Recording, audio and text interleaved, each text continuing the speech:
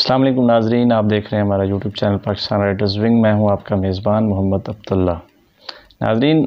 آج ہم آپ کے سامنے 7ویں پارے کا خلاصہ بیان کریں گے۔ 7ویں پارے کے جو مضامین ہیں اس میں پہلے نمبر پر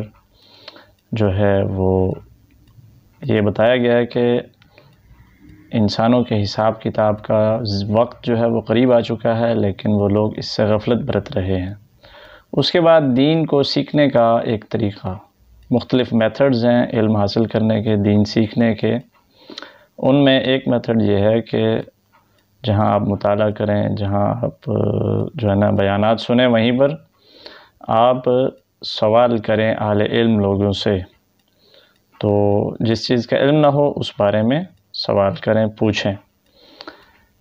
اس طرح اللہ رب العالمین نے اس میں یہ بھی فرمایا ہے کہ یہ جو زمین اور آسمان کا نظام تخلیق کیا گیا، یہ کوئی محض کھیل تماشا نہیں ہے، یہ پورا اس کا ایک میکینزم ہے اور اس کے اسباب ہیں اور اس کے وجوہات ہیں اور اس کے پیچھے حکمت ہے۔ اس کے علاوہ اللہ رب العالمین نے یہ بتایا ہے کہ کوئی بھی جو چیز ہے اس کی جو تخلیق ہے، بالخصوص انسان ہے یا جتنی بھی اشیاء ہیں، عمومی یہاں پر جو ذکر کیا گیا، ان کی جو تخلیق ہے وہ پانی سے کی گئی ہے۔ جیسا کہ انسان کے بارے میں تو فرمایا گیا کہ خلق من ماء دافق، انسان اپنی تخلیق پر غور کرے کہ اس کی تخلیق کس چیز سے ہے، یہ جو اتنا تکبر ہے، یہ بڑا بنتا ہے، جو چوڑا ہو کر پھرتا ہے ہر وقت، یہ ذرا اپنی تخلیق پر تو غور کرے۔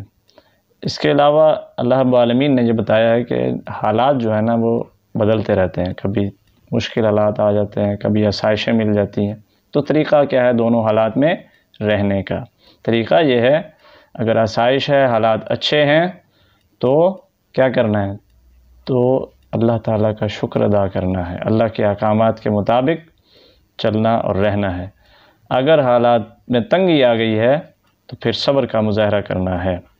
اور اللہ کے ساتھ اپنے تعلق کو مزید مضبوط بنانا ہے۔ اس بارے میں اللہ تعالیٰ نے یہ بھی بتلایا کہ اللہ تعالیٰ قیامت کے دن انسانوں کے اعمال کو تولنے کے لیے میزان قائم کریں گے اور اس میں ظلم، زیادتی، ناانصافی والی کوئی بات نہیں ہوگی، بلکہ اس میں وہ سب کچھ ان پلڑوں میں شامل کیا جائے گا، اس ترازو میں جو انسان نے اپنے ہاتھوں سے کمایا ہوگا، خود اعمال کیے ہوں گے۔ اچھے اعمال ہوں گے تو دائیں پلڑے میں ڈالے جائیں گے، برے اعمال ہوں گے تو بائیں پلڑے میں ڈالے جائیں گے۔ کوئی چیز اپنی طرف سے اضافی ایڈ نہیں کی جائے گی۔ اس کے علاوہ اللہ رب العالمین نے ابراہیم علیہ السلام کے اس واقعے کا ذکر کیا کہ جب انہوں نے کہا تھا اپنے والد سے اور اپنی قوم سے کہ آپ یہ کیا کرتے رہتے ہیں، یہ کیا آپ ان کی پوجا کرتے رہتے ہیں، ان کی عبادت کرتے ہیں، یہ مورتیاں، یہ بت آپ تراشتے ہیں پہلے پھر ان کی عبادت کرتے ہیں۔ تو انہوں نے کہا ہم نے باپ دادا کو ایسے دیکھا تھا، تو تمہیں کیا ضرورت ہے، تم نئی باتیں لے کر آ جاتے ہو۔ آج بھی کبھی کوئی بات بتائی جائے تو وہ کہتے ہیں ہمارے باپ دادا نہ اللہ معاف کرے کو پاگل تھے، آپ نئی بات بتا رہے ہیں، آپ جو ہے نا تیسری چیز لے کر آ جاتے ہیں، ہم اتنے عرصے سے اس چیز پہ چلے آ رہے ہیں، آپ یہ کہاں سے یہ اس طرح کی باتیں لے کے آ جاتے ہیں۔ یعنی کوئی بات سمجھائی جائے، بتائی جائے، وہ دلیل اور مستند حوالہ کے ساتھ بھی ہو تو وہ نہیں کرنا۔ کیوں؟ باپ دادا نے جو نہیں کی۔ تو جیسے باپ دادا نے آپ کا حساب دینا ہے اور آپ کا اور باپ دادا کا حساب اکٹھا ہونا ہے ایک ہی کھاتے میں، آپ نے اس طرح نہیں ہے۔ اس کے علاوہ تو انہوں نے کہا تھا کہ ٹھیک ہے اگر تم اس چیز سے باز نہیں آتے تو پھر میں کسی دن ان کا حساب کتاب جو ہے نا، جو آپ کے معبود ہیں، جو آپ کے مشکل کشا ہیں، حاجت روا ہیں، جو آپ کی بگڑیاں بنانے والے ہیں، میں ان کا تھوڑا کسی دن حساب کتاب کروں گا۔ جب وہ لوگ نہیں تھے ایک دن تو حضرت ابراہیم علیہ السلام، بڑا مشہور واقعہ ہے کہ بت کدے میں داخل ہوئے اور بتوں کو توڑ دیا ساروں کو، پھر جو ہے نا وہ لوگ واپس آئے، انہوں نے دیکھا کہ یہ کیا حالت ہوئی پڑی ہے۔ تو کسی نے بتایا کہ اگر آپ کو یاد ہو تو وہ ابراہیم نامی جو شخص ہے نا، اللہ کا بندہ، جو اس نے کہا تھا کہ مجھے کسی دن موقع ملا تو میں پھر حساب کتاب کروں گا، یہ اس کے کام ہے۔ تو آپ کے پاس آئے، آپ کو جناب یہ آپ نے کیا کیا، کیوں کیا جی، کس لیے کیا جی؟ تو انہوں نے کہا جی میں نے کیا ہے، نہیں کیا۔ پہلے تو یہ جو آپ کا گاڈ فادر ہے، بڑا جس کو آپ معبود اور خدا اور مشکل کشا، حاجت روا سمجھتے ہیں، جو آپ کا بڑا بگڑی بنانے والا، پہلے تو اس سے پوچھ لو نا کہ یہ میں نے کیا بھی ہے یا نہیں، اور کیوں کیا، یہ سارا ماجرا کیا ہوا، یہ آپ کو بتا دے گا۔ تو 1 منٹ کے لیے ان کو حق بات، یہ درست بات عقل پر لگی۔ اور یہ بات یاد رکھیے کہ اصول ہے، دین فطرت ہے اور عقل سلیم جو ہے وہ بھی فطرتی چیز ہے، تو حق وہ بھی فطرت ہے، تو جو عقل ہے وہ دین کی سچائی کو، فطرت کو تسلیم کرتا ہے ایک بار، اس کے بعد بندے کی اپنی مرضی ہوتی ہے، بندہ ڈیٹھ بن جائے یا اس کو مان لے۔ تو بہرحال انہوں نے ایک دفعہ تو انہوں نے ایک دوسرے سے کہا یار کہہ تو ٹھیک رہا ہے، لیکن وہ پرمپرا آباء و اجداد کی اور اس پر چلتے چلے آ رہے ہیں، عزت اور فلاں اور وقار اور وہ سارا دستور وہ بدلتا ہے تو وہ تو نہیں بدلا جائے گا نا۔ تو چنانچہ انہوں نے کہا جی یہ آپ نے غلط کیا ہے، یہ کوئی طریقہ ہے، آپ نے یہ کیا کیا، تو آپ کو پتہ بھی ہے یہ بولتے نہیں ہیں، آپ کو پتہ بھی ہے یہ جواب نہیں دیتے۔ تو ابراہیم علیہ السلام نے کہا کہ تف ہے تم لوگوں پر، جب یہ نہ بولتے ہیں نہ سنتے ہیں نہ جواب دیتے ہیں، پھر بھی تم ان کی عبادت کر رہے ہو، نہ جو تمہیں فائدہ پہنچاتے ہیں نہ تمہیں نقصان، تو حقیقت میں تم لوگ ظالم ہو۔ تو اس کے بعد انہوں نے کیا کیا، انہوں نے آگ جلائی کہ اس نے جو توہین کی ہے ہمارے جو ہے نا خداؤں کی، تو یہ جو ہے نا اب تو اس کو سزا تو ملنی چاہیے۔ چنانچہ انہوں نے آگ جلائی اور آگ کے اندر پھینکا۔ حضرت ابراہیم علیہ السلام کو جب الاؤ بہت بڑا ہو گیا تو درمیان میں پھینکا، تو اللہ تعالیٰ نے آگ کو حکم دیا قُلْنَا يَا نَارُ كُونِي بَرْدًا وَسَلَامًا عَلَىٰ ابراہیم، کہ ابراہیم پر آگ کو ہم نے حکم دیا کہ وہ ٹھنڈی ہو جائے۔ کس قدر ٹھنڈی ہو جائے کہ جما دے؟ نہیں، کتنی ٹھنڈی ہو جائے؟ اتنی ٹھنڈی ہو جائے کہ سلامتی والی ہو جائے، تسکین والی ہو جائے ہمارے بندے ابراہیم کے لیے۔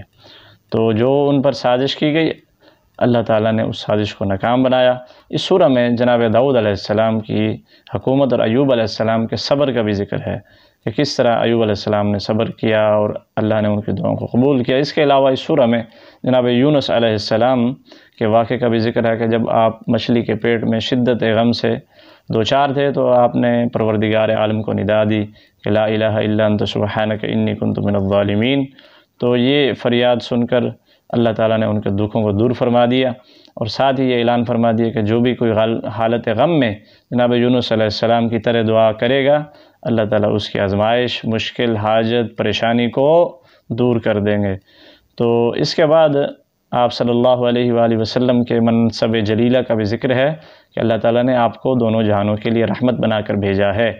آپ موجود تھے، صحابہ کرام آپ کی رحمت سے، آپ کی شفقت سے، آپ کے انس سے، آپ کے پیار سے، محبت سے براہ راست مستفید ہوئے، اور اس وقت آپ کی احادیث، آپ کا طریقہ، آپ کا طرز عمل، آپ کا اسوہ حسنہ یہ میرے اور آپ کے لیے رحمت ہے، پوری انسانیت کے لیے رحمت ہے، آپ کا طریقہ رحمت ہے، اور قیامت کے دن آپ صلی اللہ علیہ وآلہ وسلم کی شفاعت رحمت ہے۔ لیکن یہ سب کس کے لیے ہے؟ جس نے اسوہ حسنہ پر عمل کیا، جس نے حدیث کو مانا ہے، تسلیم کی، حدیث کے مطابق زندگی گزاری۔ حدیث سن لینے کے بعد یہ نہیں کہا کہ میں تو باپ دادا کے دین پر چلوں گا، ایسوں کے لیے ایسی بات نہیں ہے۔ پھر سورہ حج ہے جس کے شروع میں اللہ رب العالمین نے قیامت کی ہولناکیوں کا ذکر کیا ہے کہ وہ کتنا سخت زلزلہ ہوگا کہ حاملہ اپنے حمل کو گرا دے گی، اور دودھ پیتے بچے کو مائیں پرے پھینک دیں گی، لوگ عجیب و غریب حالت میں نظر آئیں گے، حالانکہ وہ نشے میں نہیں ہوں گے، لیکن یہ سب اس وجہ سے ہوگا کہ اس کا جو زلزلہ ہے اس کی شدت اتنی سخت ہوگی۔ اس سورہ میں اللہ رب العالمین نے بدر کے معرکے کا بھی ذکر کیا ہے کہ لوگ آپس میں ٹکرائے تھے، کس کے لیے؟ مال و زر کے لیے، جگہ کے لیے، زمین کے لیے نہیں، بلکہ اعلاء کلمت اللہ کی سربلندی کے لیے، اللہ کے لیے، اللہ کے دین کے لیے، توحید کے لیے، رنگ نسل یا اس کے لیے نہیں، علاقے کے لیے نہیں۔ اس سورہ میں اللہ رب العالمین نے اس واقعے کا بھی ذکر کیا کہ جناب ابراہیم علیہ السلام کے لیے خانہ کعبہ کی جگہ کو مقرر فرما دیا اور کہا کہ بس ان میں میرا شریک نہ ٹھہرائیے، میرے گھر کو طواف کرنے والوں، قیام و رکوع اور سجود کرنے والوں کے لیے شرک اور بت پرستی سے پاک رکھیے، اور آپ لوگوں کے لیے حج کا باقاعدہ اعلان کر دیں تاکہ وہ دینی و دنیاوی فوائد حاصل کر سکیں۔ اس کے علاوہ اس سورہ میں اللہ رب العالمین نے معبودان باطلہ کی تردید کی ہے کہ وہ ایک مکھی کے پر کے برابر بھی کچھ تخلیق نہیں کر سکتے، اور ایک مکھی کو بھی نہیں بنا سکتے، مکھی کے پر کے برابر بھی کچھ نہیں بنا سکتے۔ اس کے علاوہ اللہ رب العالمین نے قربانی کا ذکر کیا ہے، حج کا ذکر کیا، اور قربانی کرنے کا جو حکم دیا ہے اس میں قربانی کی جو قبولیت ہے اس کا جو سبب بتایا ہے کہ وہ بڑی جو ہے نا گائے ہو، وہ جی خوبصورت دمبا ہو، وہ جی پہاڑی بکرا ہو، وہ جی دیسی ہو، وہ جی جس کو ہم نے خود پالا ہو، وہ جی بولتا ہو، نہیں، ایسا نہیں ہے، ایسا بالکل بھی نہیں ہے۔ بلکہ کس کی قربانی قبول ہوگی؟ جس نے فیس بک پر لگائی،